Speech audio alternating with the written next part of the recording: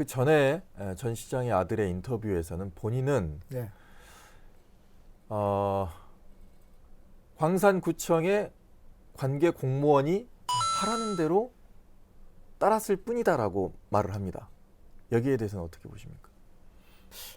아주 친절하게 네.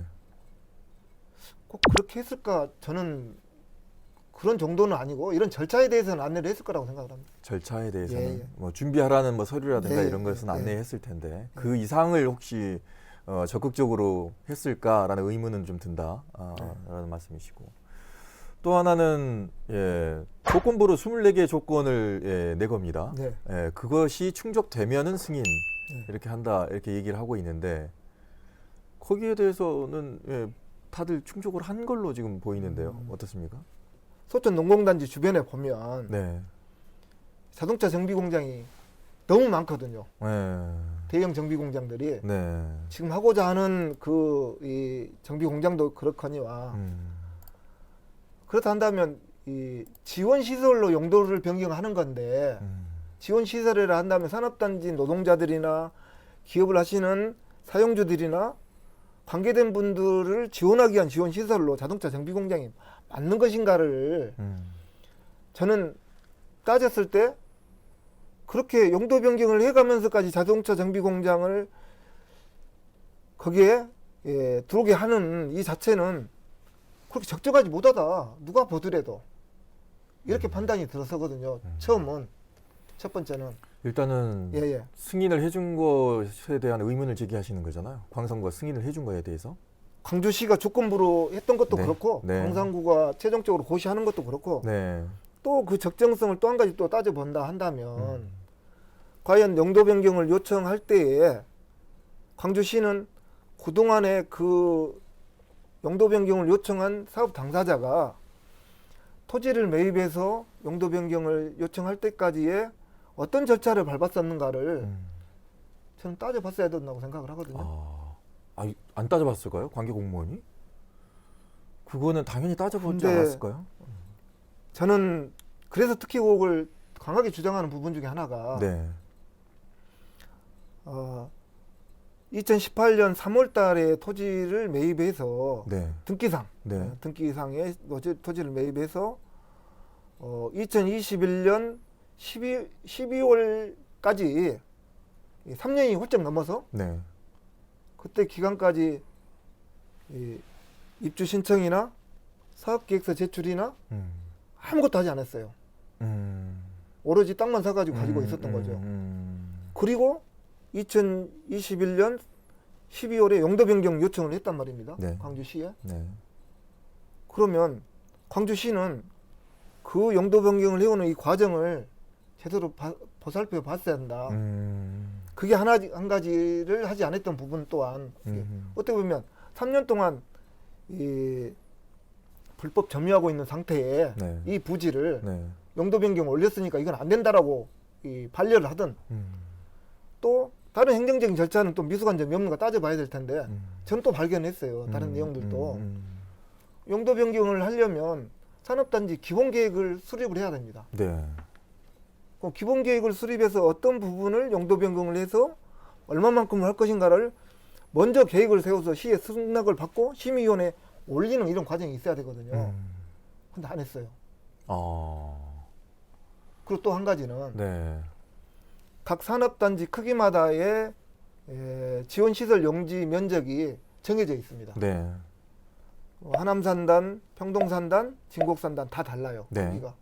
그러나 소천 농공단지는 그 용지의 크기에 정해놓은 규칙으로는 6.3%를 넘으면 안 된다. 지원시설 부지가. 그런데 이미 6.2%를 다 써먹어 버렸어요. 남은 것은 0.1%밖에 안 남았어요. 그러면 이런 것들을 기본 계획을 수립하다 보면 다 드러날 건데 이런 절차들을 무시했는지 안 했는지는 잘 모르겠습니다. 하지만 이런 절차가 있었으면 분명히 드러났을 건데 하지 않고 광주시로 용도 변경을 요청을 하니까 광주시에서는 아마 적정성을 잘 검토해봐라는 의견이 가장 많았던 것 같고 타당한지 잘 봐라. 그런 의미도 내포하고 있지 않겠냐라는 게 저의 생각이기도 합니다. 해당자가 이제 전 시장의 아들이 말을 하는 것은 네.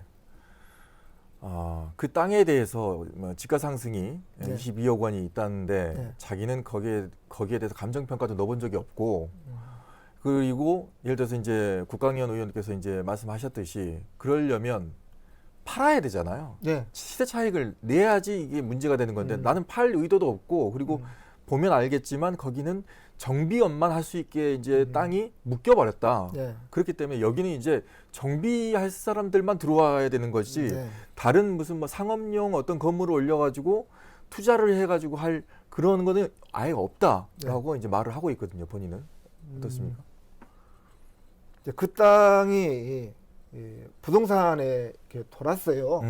거기에서 생산활동을 하신 분이 이 평동산업단지로 이 본사를 이전하면서 그 땅이 이제 뭐 공장까지 다 멸실 신고해가지고 빈 땅 상태로 그분이 이제 매입을 했던데 그 땅을 매입하기 위해서 주변에 자동차 정비 공장을 하고 싶어 하신 분들, 이 중장비 주기장을 하고 싶어 하신 분들, 또 다른 용도를 하고 싶어 하신 분들이 여러분이 그 녹구를 냈어요. 근데 용도 변경 안 되니까 여기다는 그리고 다른 사람들도 거기를 놓고 했는데 예, 맞습니다. 직접적으로 주변에 계신 분들이 여러분을 제가 확인할 수 있었던 것이고요. 특히 뭐 땅값이 별로 오르지 않았다. 뭐 대려 손해다. 자동차 정비 공장만 하기 때문에 이렇게 이야기를 하는데 그러면 왜 굳이 농공단지에 자동차 정비 공장을 하려고 했는지 이해가 가지 않아요. 근데 그 얘기도 했었어요. 그래서 전주 쪽에도 이제 뭐 그걸 네. 해야 되니까 뭐 수입차를 이제 유치를 하려면은 정비 공장이 있어야 된다고 합니다. 그래서 이제 다른 외곽 쪽에 있는 땅들을 이제 자연 녹지를 보러 다녔는데 네. 거기서 그런 얘기를 들었다고 그래요. 왜 자연 녹지를 하느냐? 단지 내로 들어가야 된다. 네. 그래서 본인도 이제 조사를 해봤더니 전국에 보니까 그 농공단지 내에 들어가 있는 정비업체들이 있더라. 네. 그러면 광주는 왜 안 되느냐? 그래서 자기는 용도 변경 신청을 낸 거다. 가능하냐 아니냐? 아니 있으니까 네. 그 사례들을 또 본인이 페이퍼로 또 준비를 했습니다. 들어갈 수 있는 거 아닙니까? 예를 들어서 바로 들어갈 수는 없는 거고요. 아, 바로 들어갈 수는 없는 거고 땅값이 이 길 건너편 네. 바로 도로 하나만 넘어서 하더라도 제가 보니까 한 140만 원 정도 평방 제곱미터당 이렇게 매입을 해당 했던- 농지는 예. 예. 근데 길 건너는 그 당시에 270, 300만 원 정도 했으니까 2018년도 당시에 예. 두 배네요. 두 배 정도 되지 않았겠냐. 그래서 담당 공무원도 이거 용도 변경하면 2배 정도 인상할 것이다라고 추정했던 것은 맞는 이야기인 것 같고요. 네. 그런데 이제 그 부지를 기왕 용도 변경하려면 자동차 정비 공장이 아닌 그 민원인 주장대로 판매 시설은 여러 가지를 할 수 있게끔 서비스 부지로 그냥 다 개방을 해버렸으면 차라리 굳이 꼭 자동차 정비 공장만 하려고 하느냐라는 이런 의혹에서 좀 벗어날 수 있지 않겠냐 이렇게 생각이 들어요. 일부는. 그래서 소천 농공단지에는 자동차 정비 공장이 하나도 없습니다. 그 상용차 사업을 하는 트럭 네. 뒤에 적재함 제조하고 장착하고 하는 이런 사업장은 있어도 공식적으로 자동차 정비 공장 등록되어 있는 곳은 소천 농공단지 한 군데도 없고요. 일반 산업단지에는 이 과거에 도로를 중심으로 해서 어떻게 보면 자동차 진출입이 가능한 곳에 자동차 정비 공장들을 허가를 해줬습니다.